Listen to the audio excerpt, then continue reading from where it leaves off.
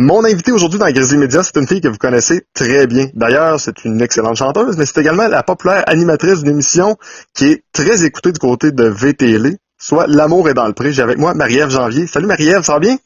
Ben oui, ça va, Gabriel, toi? Oui, ça va très bien. Première des choses, là, quand je regarde l'émission L'amour est dans le pré, on en parlait un petit peu tantôt avant de rentrer en onde, puis je suis pas le seul gars. Souvent, ben on se dit bon, notre blonde elle contrôle la télécommande, on va écouter une émission de télé-réalité, ça nous tente moyen, mais je pense qu'on est Oui. quand même plusieurs à avoir accroché sur L'amour est dans le pré parce que ça représente peut-être un petit peu plus la réalité de qu'est-ce qui est un peu l'amour. Puis je pense que quand on regarde Oui. tous les couples qui se sont faits au travers des années, qui toffent entre parenthèses, puis le nombre de bébés aussi qui ont explosé par rapport à cette émission-là, je pense que finalement on s'est pas trop trompé. Ah non, effectivement, vous êtes une couple de centaines de mille à avoir adopté cette émission-là. Puis je pense que vous êtes une couple de gars aussi qui a été convaincus grâce à leur blonde, effectivement. Mais après 6 saisons, je te dirais qu'on a bien des convaincus, on a bien des fans de L'amour est dans le pré, on a des habitués.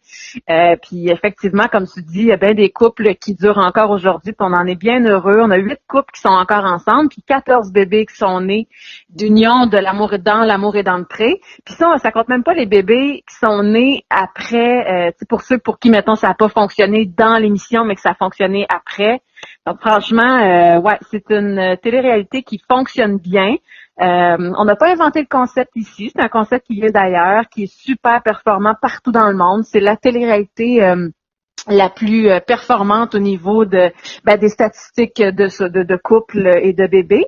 Puis le Québec échappe pas à ça. Puis on en est bien heureux parce que d'être rendu à 6 saisons, je te dirais en télévision aujourd'hui, on le sait, c'est rendu presque exceptionnel. On est privilégiés.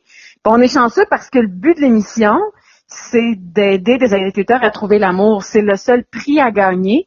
Donc, ça fait que les gens qui s'y inscrivent, ils sont avertis. Ils ont une bonne idée dans quoi ils s'embarquent, mais surtout, ils s'embarquent, je pense, pour les bonnes raisons. Tu sais, il y a une démarche sincère là-dedans de vraiment rencontrer quelqu'un, le ou la partenaire de leur vie, tomber en amour et peut-être un jour fonder une famille. Puis ça fonctionne depuis 6 saisons déjà. Bon, là, il va falloir que tu expliques quelque chose, Marie-Ève. On vit dans un monde qui est quand même relativement superficiel, en tout cas du moins de plus en plus, c'est mon opinion. Et quand on regarde justement l'émission, tu te dis, la seule chose qui a gagné, c'est l'amour. Il n'y a pas de beau voyage à Punta Cana, dans un tout inclus, avec un voyage, je sais pas où est-ce qu'on s'en va après ça dans les îles antiques, et puis tout le reste, là, je veux dire, c'est quelque chose de, on s'en va, exemple, mettons, à Saint-Georges, après ça, on s'en va du côté de Bécomo, on s'en va vraiment dans le milieu rural. Qu'est-ce qui fait, selon toi, que l'émission continue de susciter les passions puis l'intérêt des gens? Parce que c'est les vraies choses, parce qu'on sort personne de leur environnement, de leur mode de vie habituel.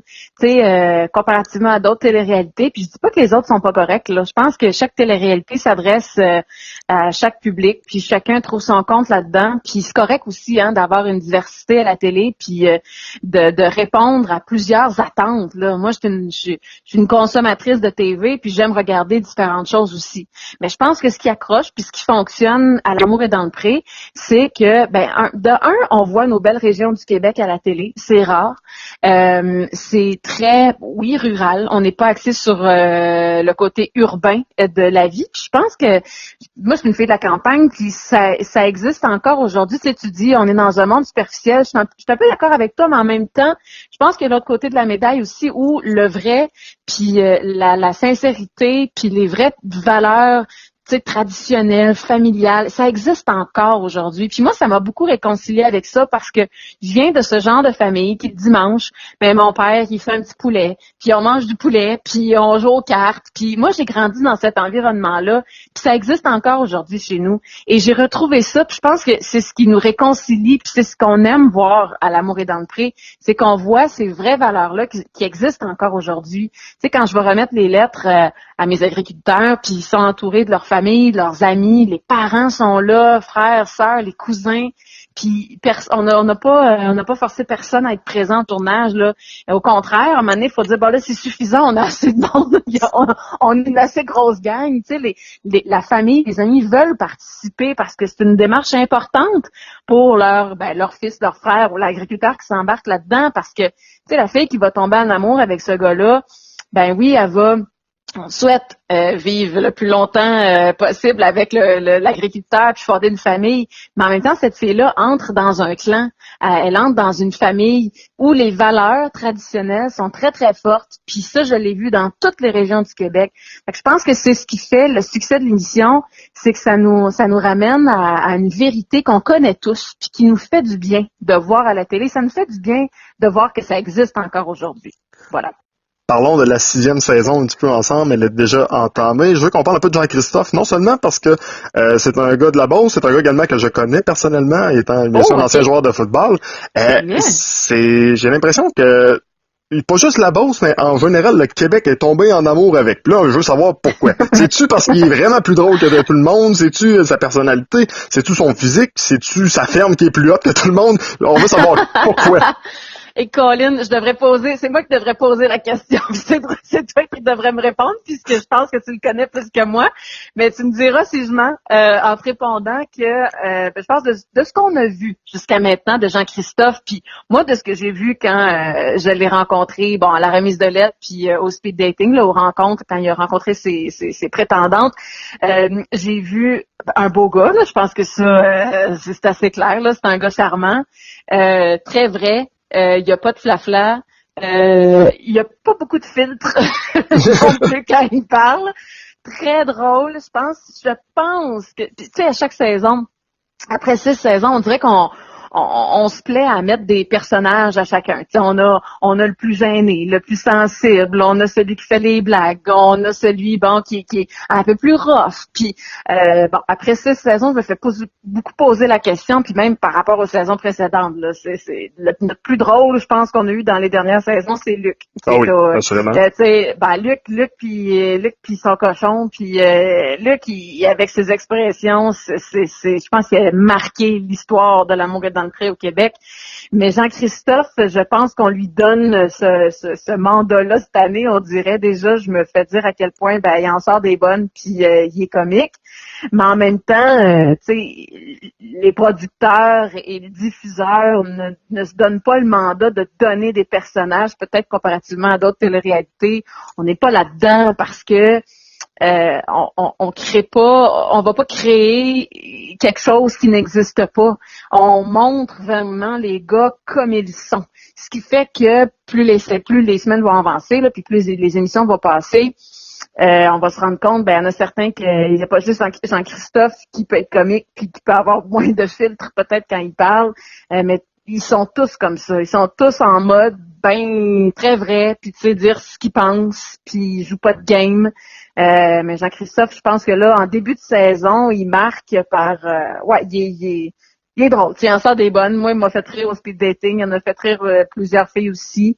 Puis je pense que c'est ce qui fait qu'il est bien charmant. Puis je me fais beaucoup parler de lui. Il est bien cute, puis il dérange et pour les bonnes raisons. Tant mieux. Pour toi, Marie-Ève, exemple, quelqu'un n'a jamais écouté l'émission. Qu'est-ce qui fait que la 6e saison, il faut absolument qu'il l'écoute? Qu'est-ce que cette saison-là a de différente des autres? Ah, c'est bon. Je te dirais que la 6e saison est une bonne saison pour débuter. Si on n'a jamais regardé L'amour est d'entrée, c'est une belle saison pour commencer parce que on a des agriculteurs qui, eux, ont vu les 5 saisons précédentes. Fait qu'en gros, ils savent dans quoi ils s'embarquent, mais en même temps, ils ont la surprise à chaque fois que ça commence. Fait qu'on a un côté où les gars sont bien en contrôle de la situation. Ils ont compris que c'est eux aussi qui dirigent l'émission. C'est eux qui dirigent les tournages. On leur met pas des mots dans la bouche. On leur suggère des activités, mais en même temps, les activités tournent toujours autour de la ferme. Fait que c'est leur environnement à eux. Tu sais, c'est leur mode de vie. Ils savent quoi faire, puis ils savent de quoi pas faire, puis ils savent qu'est-ce qui est le fun à faire, puis en même temps, on veut voir le quotidien.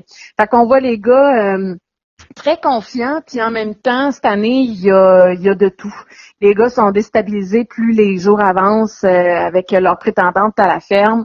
Les sentiments embarquent, puis il y en a qui se font avoir parce que ils se rendent compte que tu sais, c'est beau quand on se dit ah oui, on embarque là-dedans, puis ça va être une belle aventure. Puis si ça marche pas, au moins on aura vécu de quoi le fun. Mais quand les sentiments embarquent, puis ça représente bien la vraie vie. Quand tes sentiments sont là, puis tu te dis aïe aïe, autant pour les prétendantes que pour les agriculteurs, Tu sais, je pense à certaines, entre autres, qui ont fait bien des heures de route pour aller rencontrer leur agriculteur. Quand soudainement la petite étincelle, elle allume, puis que tu te rends compte que tu fais vraiment face à est-ce que je laisse ma vie, ma famille, mes amis de côté et j'embarque avec un gars que je connais pas beaucoup, mais pour qui je commence à avoir des sentiments, puis que je m'installe sur une ferme, puis que c'est peut-être l'homme de ma vie. Tu sais, on suit beaucoup les prétendantes cette année là-dedans, dans leur vrai dilemme de vie.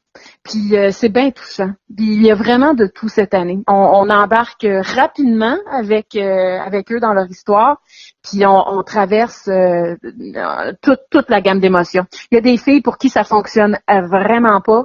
On n'est pas dans le crêpage de chignon là, puis dans des petites chicanes là, pour rien là, mais on est dans les vraies affaires, mais on voit de tout. Fait que c'est une belle saison pour découvrir l'amour est dans le prix, je te dirais. Une des choses que j'aime vraiment faire, honnêtement, avec Crazy Media, c'est les questions shotgun. Je t'explique le concept, c'est quand même relativement simple. Je pose une question, t'as pas le temps de réfléchir, faut que tu me répondes très rapidement à cette question-là. Est-ce que t'es prête? Oui, je suis prête. OK, parfait. Depuis que t'animes cette émission-là, as-tu demandé à ton chum de devenir un agriculteur? Non, mais j'ai déjà dit que je ferais une bonne femme d'agriculteur, par exemple. Mais non. OK, parfait. Deuxième question maintenant, on s'amuse toujours. Le gars que t'as rencontré là-bas, que tu t'es dit, ouais, je pense que j'aurais eu le goût de participer à cette émission-là. Tu sais, mettons avoir été célibataire, Oui. ça aurait été mon genre de gars, ça. Écoute, avant, je t'aurais jamais répondu, mais cette année, je me suis dit, c'est pas bien grave. Après 6 ans, ils vont me pardonner tout ce que je vais dire. Je vais te dire que cette année, ça aurait été Maxime. Ah oui? Maxime. Ouais, je serais resté en Abitibi. Ouais, La plus belle région du Québec? Ça, c'est chiant parce que moi, je suis une fille des cantons de l'Est. Puis je peux te dire que j'en ai vu pas mal des régions du Québec. Ah, t'es en Beauce, toi, hein? Je vais te dire la Beauce? Ah, OK, ouais. la Beauce.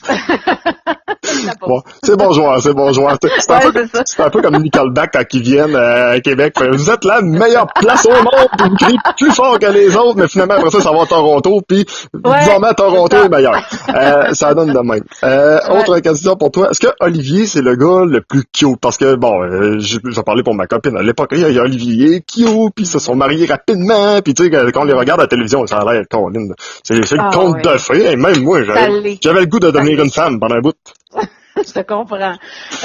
Si c'est le gars le plus cute, je peux te dire que c'est le gars qui est tombé en amour, un des gars qui est tombé en amour le plus rapidement. Je peux te dire que ça dure puis que ça va super bien. Fait que oui, je vais te dire, ouais, c'est un des plus cute qu'on a eu. Vraiment. Ouais. Le gars le plus détestable ou la fille la plus détestable que t'as vu lors de l'émission? Ça, selon mon contrat, j'ai pas le droit de répondre à cette question-là.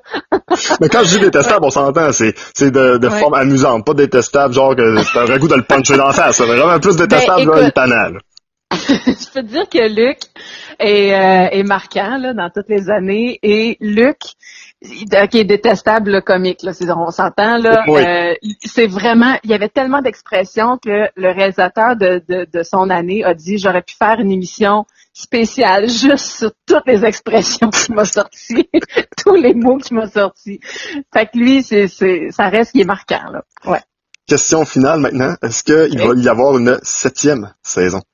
Hey, je me croise tellement les doigts, là, puis pas pour moi, là, pour les agriculteurs et agricultrices, je souhaite qu'on aide puis qu'on pourrait aider encore aujourd'hui. Tu sais, fait que j'espère avoir une réponse très bientôt, mais ça, je remets ça dans les mains de CV. C'est eux qui décident, donc on se croise les doigts. Marie-Ève Janvier, un gros merci pour ton temps, c'est fort apprécié, puis on invite les gens à écouter l'émission là, tous les jeudis soirs. À 21h. Hey, merci, t'es super fin. Merci, bye bye.